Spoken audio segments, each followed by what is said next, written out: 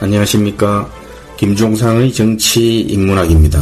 지구 육지 면적의 0.07%밖에 안 되는 우리 대한민국. 그러나 세계적인 투자회사 골드만삭스는 2050년이 되면 대한민국이 국민소득 87,000달러로 미국에 이어서 2위가 될 것이라고 분석을 했었는데요. 인구 5천만 명이 넘는 나라만 또 놓고 보면 국민소득 3만 달러를 넘는 나라가 미국, 일본, 독일, 영국, 프랑스, 이탈리아 이 정도인데 우리도 그 언저리에서 여태껏 잘 달려왔습니다. 그러나 문재인 정권 들어서 추세가 꺾인 것은 분명합니다. 한국은행 총재, 경제부총리 등 지금 경제수장들이 연일 우리 경제의 위험을 연초부터 경고하고 있는데도 문재인은 이번 신년사에서도 올해 상반기에 코로나 이전 수준을 회복하고 선도국가로 도약할 것이다. 이런 구름 잡는 레토닉만 늘어났습니다. 그러나 악마는 디테일에 있다고요. 시내 중심가까지 지금 폐업, 임대 팻말이 절비하고 기업들 부도의 실업 대란까지 실물 경제, 민생 경제가 작살나고 있는 게 현실입니다. 근데 이 경제뿐만 아니고 지금 한반도 주변 상황도 예사롭지가 않는데요. 북한부터 좀 보겠습니다. 북한은 판문점 선언 이전으로 돌아간다고 공식 선언했고 야밤에 열병식을 하고 김여정은 또 일선에서 후퇴하고 강등되었다는 소식도 있었습니다. 예사롭지가 않은데요. 김정은 건강 이상설 이후 지금 사실 온전한 건지 혹시 김정은이 가짜는 아닌지 군부 쿠데타로 허수아비가 된 건 아닌지 북한에 지금 수상한 점이 한둘이 아닌데도 이 정권은 제대로 된 정보도 하나 없습니다. 여전히 김정은 답방만 구애하고 있습니다. 미국 상황도 좀 보겠습니다. 럭비공 같았던 트럼프 시대는 끝이 났고 트럼프 지지자들이 의회까지 난입했는데요. 예전의 미국이 아닙니다. 민주주의도 위협받는 상황이고요. 오래전부터 미국이 골마가고 있는 게 역력히 보였는데 일례로 2008년 미국발 금융위기 서브프라임 모기지 사태 기억하시죠?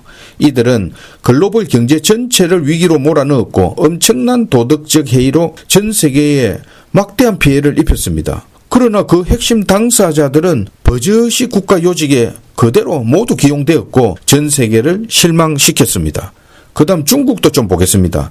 시진핑이 종신 집권을 위한 그 발판은 마련했지만 지금 중국 3대 권력인 공청단 또 상하이방, 태자방 해서 이 권력자들의 권력 투쟁도 지금 물밑에서 심상치가 않습니다. 우리가 중국 역사를 보면 역대 왕조들이 평균 약 70년을 주기로 교체되었는데요.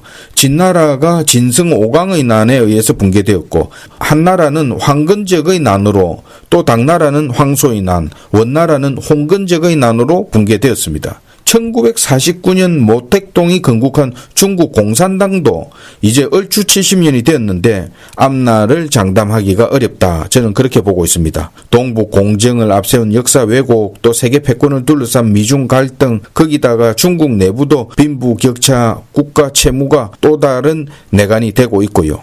일본은 잃어버린 20년으로 고전을 면치 못하고 있는데요. 과거사 문제, 독도 문제 등 우리와는 어쩔 수 없는 악연이지만 경제 문제로 들어가면 또 좀 복잡합니다. 소재, 부품, 장비를 수입하느라 우리는 매년 수백억 달러의 대일 무역 적자를 지금 기록하고 있는데요. 이 현실도 냉철하게 직시하면서 대응해야 합니다. 아무튼 지금 한반도를 둘러싼 주변 정세가 매우 불확실하고 심상치 않은 상황으로 치닫고 있는 것은 분명해 보입니다. 이런 상황이면 국내 정치라도 정신을 차려야 하는 거 아닙니까? 그런데 국론 분열이 최고조에 지금 달해 있고 그 책임의 중심에 저는 문재인 정권이 있다. 그게 제 판단입니다. 보건사회연구원의 보고서에 의하면 우리 국민 10명 중에 8명은 우리 사회 갈등이 극심하다 이렇게 답변했고 그 중에서도 가장 극심한 갈등이 보수와 진보의 이념 갈등이다 이렇게 답했습니다.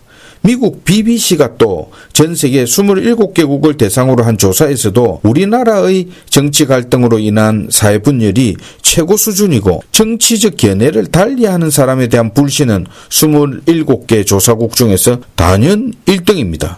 싱가포르에 이어서 세계에서 두 번째로 뛰어난 인적 자본을 보유하고 있다는 대한민국이 이렇게 이념 대립, 권력 투쟁만 일삼고 있는 이 좀비 정치인들 때문에 선진국 문턱에서 완전히 발목이 잡혔는데요. 국가 위기 때가 또 되면 이 위정자들은 다 숨고 도망가고 변절하고 우리는 민초들, 의병들, 민중들이 늘 한거하면서 나라를 지켰습니다.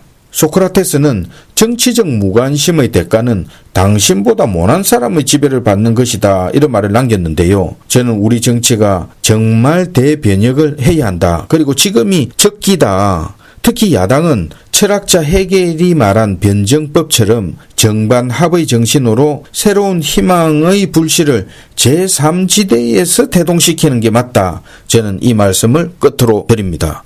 정치인문학 김종상이었습니다.